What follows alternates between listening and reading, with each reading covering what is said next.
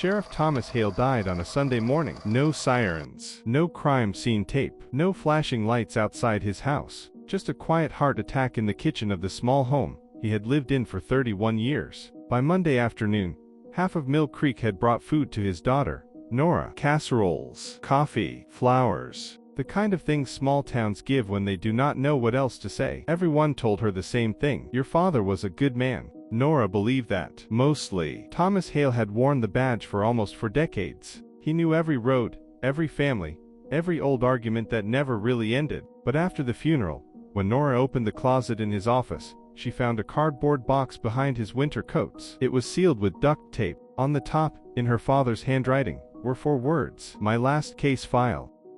Nora sat on the floor for almost 10 minutes before she opened it. Not because she was afraid of the box, because she was afraid of what it meant. Her father had retired 3 years earlier. He had turned in his badge, stopped answering calls from the station, and told everyone he was done carrying other people's darkness home. But the box said otherwise. Inside were old photographs, handwritten notes, cassette tapes, maps, and one faded missing person flyer. A boy smiled from the paper. Blonde hair, missing front tooth, blue baseball jacket. His name was Caleb Morris. Nora remembered the name before she remembered the face. Everyone in Mill Creek did. Caleb had disappeared 20 years earlier near Miller's Lake. He was 11. His backpack was found beside the water. His shoes were found under a picnic table. And after 6 months, the town stopped searching.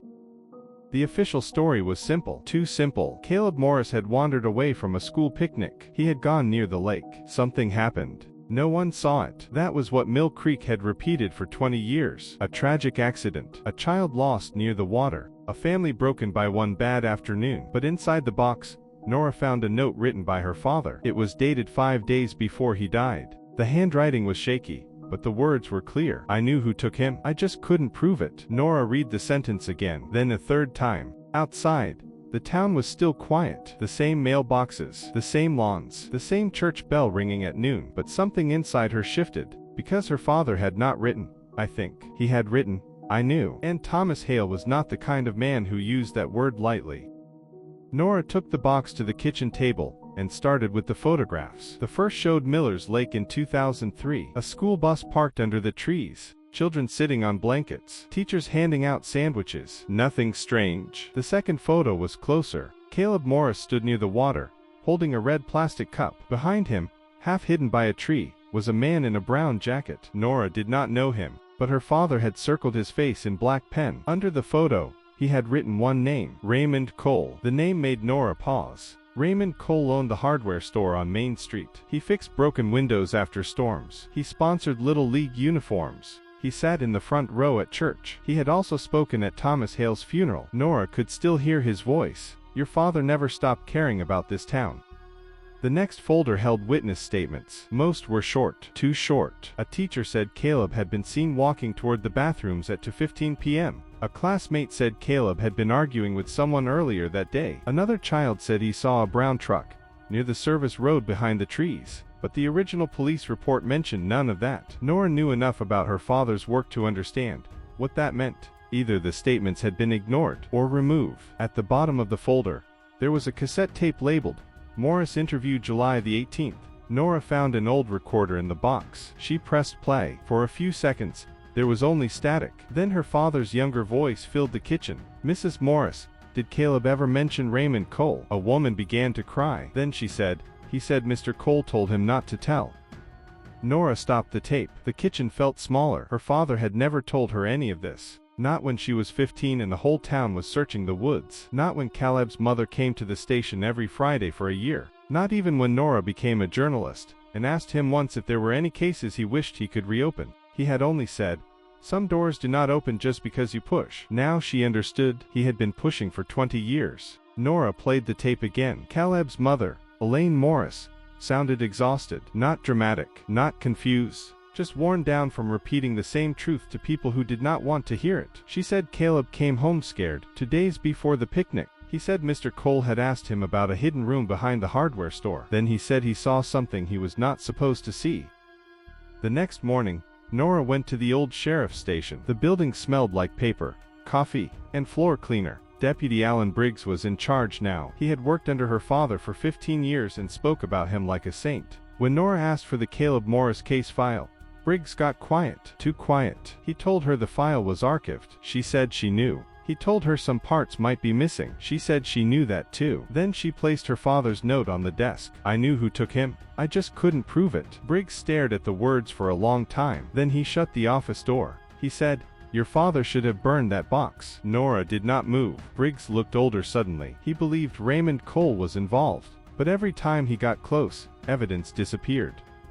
Evidence disappeared. That phrase followed Nora out of the station and into Main Street. The hardware store was still there. Cole Hardware. Same blue sign. Same bell over the door. Same smell of wood, oil, and dust. Raymond Cole stood behind the counter, smiling at a customer. He looked harmless. That was the problem with Mill Creek. The men who looked harmless were often the ones everyone protected. Nora walked down the aisle slowly. Nails, paint, rope, flashlights, fishing gear. At the back of the store, there was a door marked employees only. Beyond it, according to the old building plans in her father's box, should have been a storage room, but the plans had something strange. A second space behind the storage room. No door listed, no purpose written, just a blank rectangle. Her father had circled it and written one word. Why?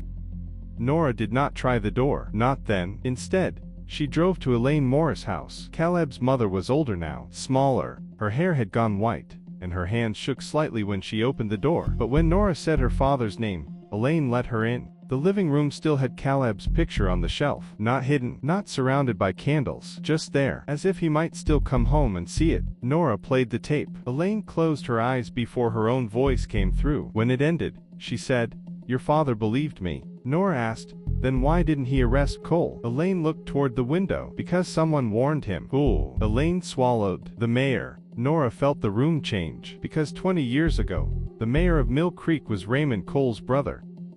The first real break came from the tapes. There were 6 of them in the box. Nora listened for hours. Her father interviewing teachers. Her father talking to a mechanic who saw a brown truck near Miller's Lake. Her father questioning Raymond Cole. Cole's voice on the tape was smooth, polite, almost bored. He said he had been at the hardware store all afternoon. He said he barely knew Caleb. He said small towns make monsters out of good men when people need someone to blame. Then Thomas Hale asked about the hidden room. For the first time, Cole stopped answering quickly. There was a pause. A chair creaked. Then Cole said, Sheriff, you are going to hurt a lot of people if you keep chasing ghosts. Nora rewound the tape, not because of the words, because in the background, beneath Cole's voice, she heard a child crying.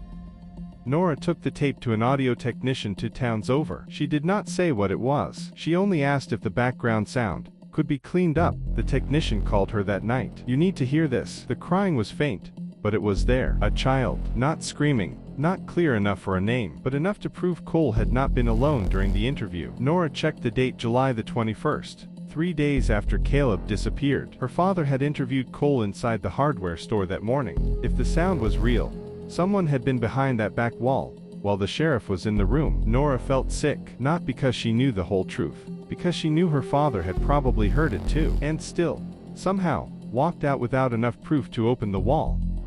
Deputy Briggs did not want to help. At least that was what he said. But 2 hours after Nora sent him the cleaned audio, he called her from a blocked number. Meet me behind the old mill. He arrived with a folder under his coat. Inside was a copy of a warrant request from 2003. Thomas Hale had asked to search the back of Cole Hardware. The request had been denied. The judge wrote that there was not enough cause, but attached to the file was a handwritten note from the mayor. This will destroy the town. Stop him. Briggs said her father kept fighting. Then one night, the original witness statement from the child who saw the brown truck vanished. After that, Thomas Hale changed. He stopped talking about Caleb's case in public, but he never stopped working it. Briggs looked at Nora and said, if you open this, Mill Creek will not forgive you. Nora answered, good.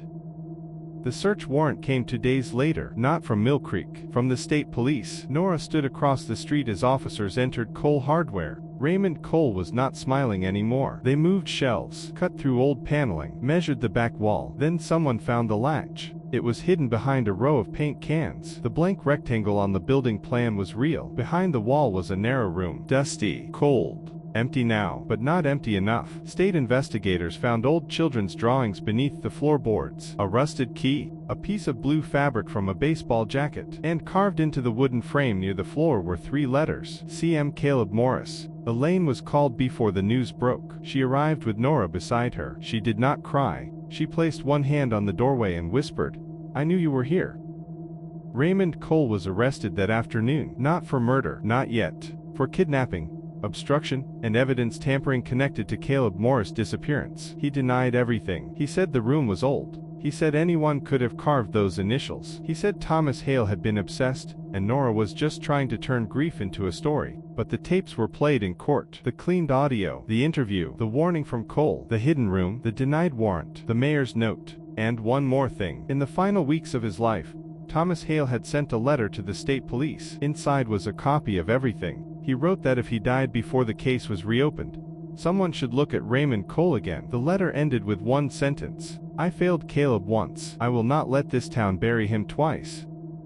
The trial did not give Mill Creek every answer. It did not explain every silence. It did not undo 20 years of Elaine Morris walking past the lake and wondering what the town refused to see. But it changed the story. Caleb was no longer remembered as a boy who wandered too far. He was remembered as a boy adults failed to protect. Raymond Cole was convicted on multiple charges. The investigation into the old mayor's office continued, even though his brother had died years earlier. Deputy Briggs resigned before the verdict. Nora kept her father's box, not because it comforted her, because it reminded her that truth can survive in ugly places. A sealed box, a damaged tape, a note written by a dying sheriff who could not let one case go. Some cases do not end when the file is closed. Some wait, quietly, for someone brave enough to open the box. This was Docket Stories, where every case file has a story. Subscribe for the next case.